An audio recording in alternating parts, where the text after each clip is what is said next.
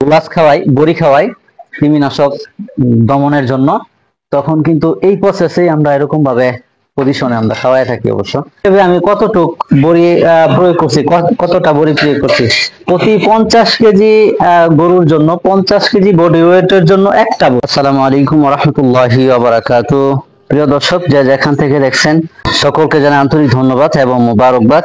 আলহামদুলিল্লাহ, এগ্রো চ্যানেলে সকলকে স্বাগতম জানাচ্ছি। আর আজকে সকাল সকালে আপনাদের সম্মুখে হাজির হয়ে গেলাম এবং যেই গাভীগুলি আছে এর মধ্যে কিছুদিন পূর্বে একটি গাভী আমার বাচ্চা দিছে, প্রসব করছে। সেই গাভীকে কতদিন বয়সে রোজ করাতে হয় সেই ব্যাপারে আজকে আপনাদেরকে কিছু ধারণা দেব। যখন কৃমি রোজ করা হয় তখন দুধের সমস্যা হতে পারে, সেই জন্য বড়ি খাওয়ালে কি ওষুধ প্রয়োগ করলে দুধের কোনো এফেক্ট পড়বে না এবং দুধের কোনো ক্ষতি হবে না, দুধের সমস্যা হবে না, দুধ বিক্রি করা যাবে, নিজেও খাওয়া যাবে। নাইলে অনেক সময় দেখা গেছে নানান ধরনের ওষুধ খাওয়ালে পরবর্তীতে দুধের সমস্যা হয় অন্তত 2 থেকে 3 দিন পর্যন্ত। সেই জন্য আমি আজকে বড়ি খাওয়াবো এলটি জলবেট, পপুলার কোম্পানির। এই কোম্পানির ওষুধটা খাওয়াইলে, কৃমি রোগটা করাইলে অবশ্যই দুধের কোনো এফেক্ট পড়ে না, দুধের কোনো সমস্যা হয় না। এই যে এই গাভীকে খাওয়াবো, অবশ্য বাচ্চা দেওয়ার পর কতদিন পর এই কৃমি রোগটা করতে হয় সে ব্যাপারে আজকে অবশ্যই ধারণা দেব এবং এখন এটা আস্তা বড়ি কিভাবে খাওয়াবো সেটাও আপনাদেরকে দেখাবো। পরবর্তীতে দেখতে থাকেন, অবশ্য প্রথম থেকে শেষ পর্যন্ত দেখলে অবশ্যই এখান থেকে কিছু বুঝতে পারবেন। আর এটা কিভাবে খাওয়াতে হয়, কখন খাওয়াতে হয়, সব বিস্তারিত বলতেছি।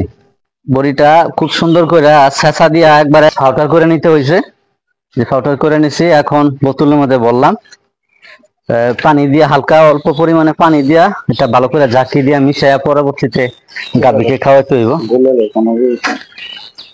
তো গলায় নিতে হইব, তাইলে আপনার ভিতরে যাইব খুব সুন্দর করে পানির সাথে যদি মিক্সারটা হয়। আর এরকম চিকনা বোতল হলে সবচেয়ে বেশি ভালো হয়, জিহ্বার উপর দিয়া একবার গলার ভিতরে জায়গা, তখন গাভী কিংবা গরু আপনার উড়ায় ফালাইতে পারে না, ওষুধটা নষ্ট হয় না, ওষুধটা ঠিক মতো না তার পেটে যায়। এই যে এই প্রসেসে কিন্তু আমরা গরুকে অবশ্য এই যখনই কৃমি ডোজ করাই, আপনার বোলাস খাওয়াই, বড়ি খাওয়াই কৃমিনাশক দমনের জন্য, তখন কিন্তু এই প্রসেসেই আমরা এরকম ভাবে পজিশনে আমরা খাওয়াই থাকি। অবশ্য এখন দেখতে থাকেন কিভাবে খাওয়াইতেছি।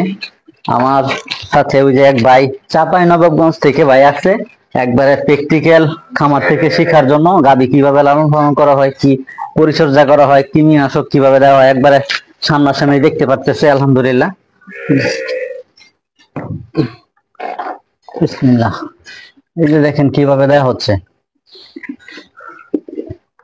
চিকনা বোতল গুলা উদ্দেশ্য হচ্ছে একবারে গলার ভিতরে জায়গা, কোন সমস্যা হয় না, এই যে কোনো ফালাইছে না, একবারে সব গেছে ভিতরে। এখন আমি বলি যে এই কাজে থেকে আমি যে ডোজটা দিলাম, কৃমিনাশক করালাম, সকাল সকাল করাতে হবে। সেটা আগেই বলেছিলাম যে কতদিন আমার এই গাভীর বাচ্চা দিছে, তার বাচ্চা কিন্তু মারা গেছে, অবশ্য আপনারা জানেন সকলে। এটা বাচ্চা দিছে অবশ্য 21/5/2025। আজকে অবশ্য 5/7/2025, অবশ্য 45 দিনের উপরে হয়ে গেছে। 45 দিনে কিন্তু আপনার এই গাভীকে বিয়ানের পর, প্রসব করার পর, বাচ্চা দেওয়ার পর কিন্তু গাভীকে কৃমিনাশক, কৃমি মুক্ত করতে হয়। অনেকে অনেক সময় পরও করে, আমি আগে ভাগেই করেছি, আপনাদেরকে এর আগেই বলেছি যে আমি দুধের থেকে বাছুর দিয়ে লাভবান হতে চাই, সেই জন্য কিন্তু আমি আগে ভাগেই কিন্তু এই কৃমিনাশক করাইয়া দিলাম, যেন পরবর্তীতে হিটে একবার আসছে, তবে আরেকবার যখন হিটে আসবে তখন আমি তাকে বীজ দিয়ে দেবো ইনশাআল্লাহ। এখন আপনাদেরকে বলি যে অন্তত এই কৃমি রোগটা করানোর পর যখন আপনারা বোলাস দিয়ে কিংবা বড়ি দিয়ে কৃমি মুক্ত করাইবেন, কৃমির ওষুধ খাওয়াবেন, তখন আপনারা অন্তত যে কোনো খাবার, দানাদার হোক, ঘাস হোক, যেটাই হোক, যে কোনো খাবার কিংবা পানি হোক, সকল কিছু অন্তত 1 ঘন্টা পূর্বে তাকে কোনো খাবার দেওয়া যাবে না, 1 ঘন্টা পরে তাকে খাবার দিতে হবে।